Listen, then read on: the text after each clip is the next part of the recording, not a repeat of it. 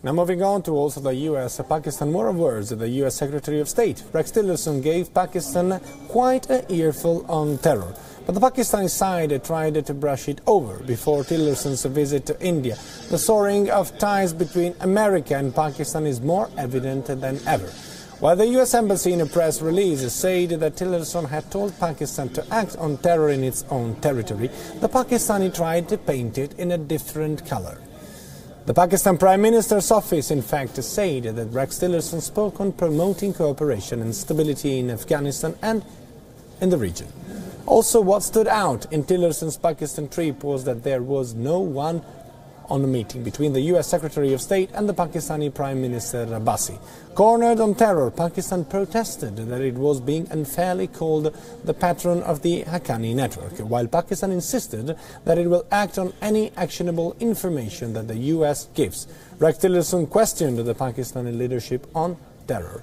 The differing versions were evident also in the two press releases the two sides in fact put out at the end of the meetings. Remember that WION was the first to tell you what Tillerson was going to say about Pakistan and about the one-on-one meeting even before he landed in Islamabad.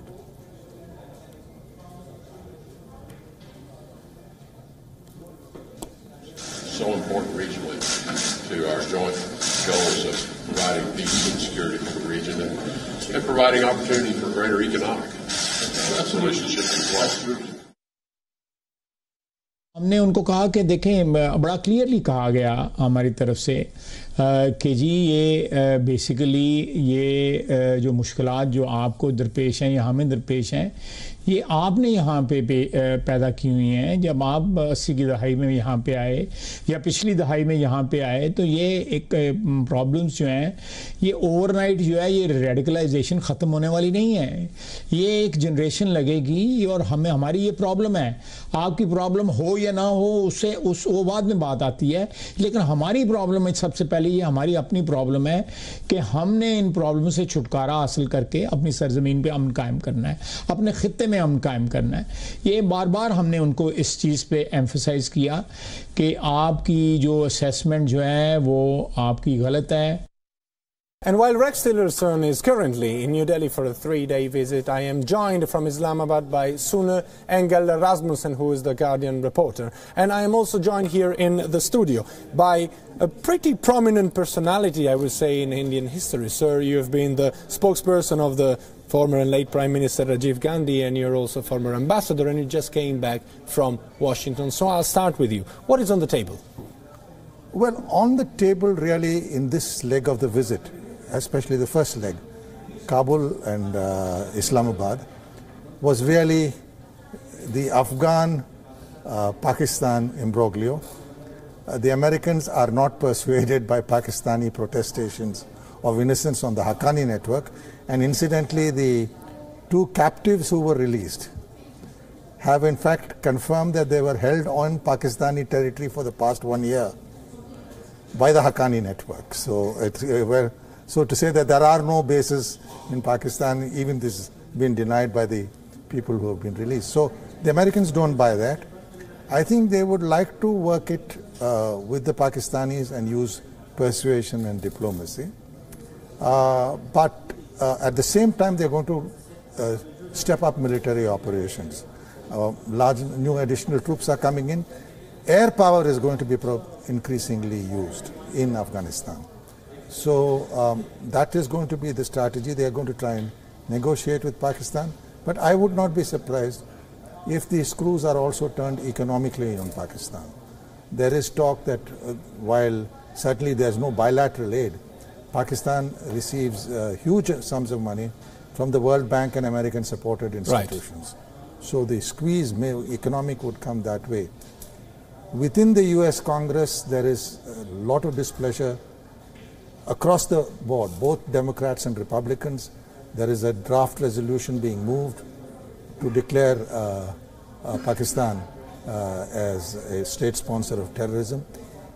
Even people like the influential Senator McCain, who have been long time very sympathetic of Pakistan, are turning. So I think that is the situation. As a diplomacy will continue. The military operations in Afghanistan will be stepped up. And they're asking us for more assistance. We certainly prepared for much more economically. Right. We're going to have soon a huge shipment of wheat for midday meals for school children to go there. And that we will do. Military training, yes. Right. On the what they're asking about arms, and I think President Ghani referred to it yesterday. We'll have a look at it. We have given them a few helicopter gunships, attack gunships of Russian origin. We will look at it, but as yet that is non-committal. Right. And Sune, you are now in Islamabad, but you have reported for a long time from Afghanistan. So one question I have for you is, do you think that India could actually hold a major role in the peace process in Afghanistan? Not a military role, but perhaps as a civilian investor or as a mediator. Do you see a role for India in the Afghan scenario? I think that's what the Americans and also to a certain extent the Afghans, the Afghan government at least is hoping for.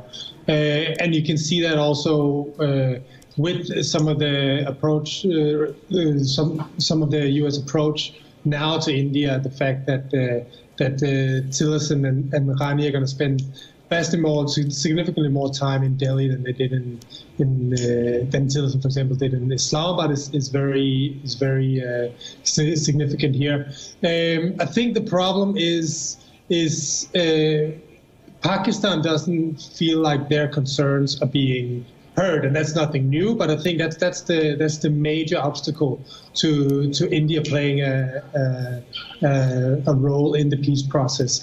If Pakistan feels that they're being neglected, that they feel like they're being bullied, as they feel now with the American government, I think we will see Pakistan being a spoiler in the peace process, and that obviously could lead to maybe more violence. It could definitely make the insurgency more intransigent in this process. So I think it's something that the previous government was also aiming for, making India more of give India a mediating role in the conflict. But I think it is tricky as long as you don't, from American side, for example, boost your diplomatic efforts in the region, because you see America, as the other guest rightly pointed out, America has increased the use of air power, especially in the eastern part of the country, but also down south in Helmand.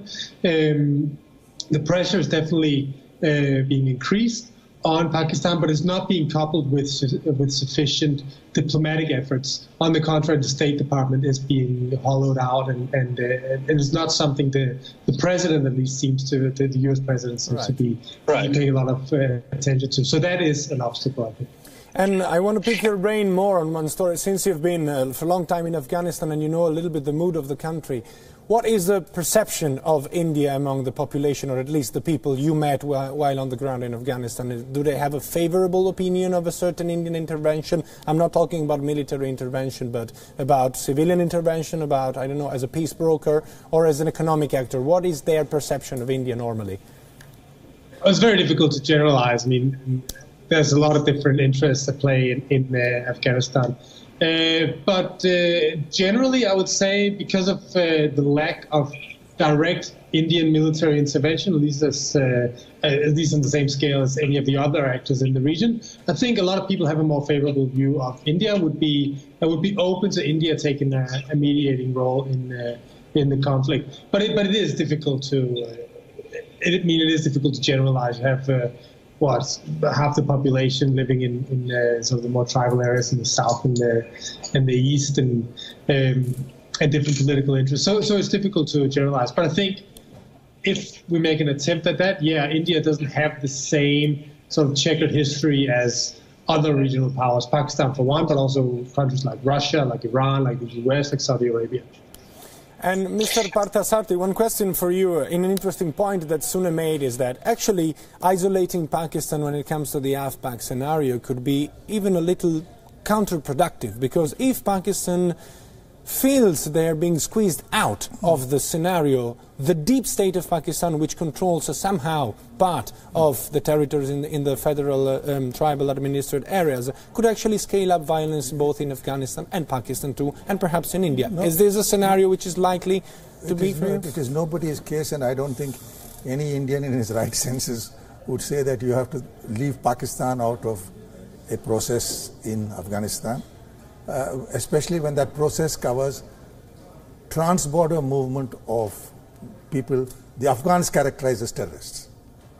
The second point is, as has now emerged, the Haqqanis operate from bases in Pakistan. The recent case of the Canadian-American couple who have revealed that they were held by Haqqani in Pakistan for over a year makes that very clear. So I think as far as we are concerned, our predominant effort is going to be economic. We've earned a huge amount of goodwill. We haven't got involved in internal politics in Afghanistan. We back the constitutionally established government. That will remain the case. We have no interest in interfering. But I think one thing we are quite clear in our mind. This external interference, especially from Pakistan, has to end. Let me narrate to you, in 2008, when I went, I think it was August, September, the Haqqani network had attacked our embassy, killed the military attaché, a brigadier, and one of my foreign service colleagues, Parad Narasimha, who is a counselor there. So, yes, the people from coming across the Pakistan-Afghanistan border, and both the Americans and the Afghans told us that the guys who did the attack on our embassy were Haqqani and they'd come from across the border. That sort of thing upsets us. On the day that Mr. Modi was being sworn in with Nawaz Sharif in Delhi, and we were appreciative of his coming, the consulate in Herat is attacked, and it was a pretty close thing. And that the Afghans found were Lashkar-e-Taiba. So, as far as Pakistan is concerned, yes, they have a very important role to play in preventing infiltration across the Durand line into Afghanistan. They control the tribal areas after their military operation following the Peshawar attack. So I think it's up to Pakistan to take a call. I don't think any sensible Afghan wants to be anti-Pakistani. Right. After all, it is their only route to the sea. Pashtuns live on both sides of the Durand line. So it's really for Pakistan to decide how they would like to have a relationship with Afghanistan in which that border is sealed. There is no more infiltration. And all these Afghan groups living in, you have a Quetta Shura, you have a Peshawar Shura, they're spread all over the country, right. The Taliban. I think that will all have to be dismantled. And so how also, they do it is their job. Normally, a negotiation process, it's a two-way process. Yeah. So Rex Tillerson is coming to India to find out what role India could actually play in the AFPAC scenario. Obviously, not only that, there must be more on the table. What is India going to request back to the United States of America? Right now, we have no request because we don't depend on World Bank or America. But the relationship is important to us. We have 3 million Indians living there. It's a major export market for us. The information technology thing is growing. Investments are growing. It's a major economic partner to us. And it is a natural alliance. The other thing is, we are one country which enjoys bipartisan support in the American Congress. Both Republicans and Democrats view us favorably. So we don't have any problem. What we have, we can address there, largely economic and trade. And I think in the larger Indian Ocean region, it's not just Pakistan, Afghanistan. The security of the sea lanes of the Indian Ocean is something which India will work closely, not just with the US, but with also other partners like Japan, where we are building development and security partnerships. What about a seat in the UN Security Council? You know, they've already said that they will help you too. But yes. Look, I've been in diplomacy for 37 years. You know, when you get into an exclusive club, you generally close the door. And so lip service will be paid to New Mumbai, so we will keep our efforts going.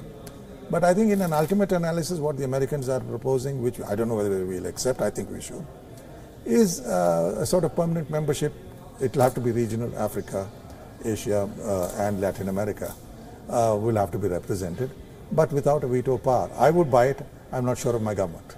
Let's see. Future will tell. Thank you very much. Appreciate your time, but remain with us. We will need your expertise for more.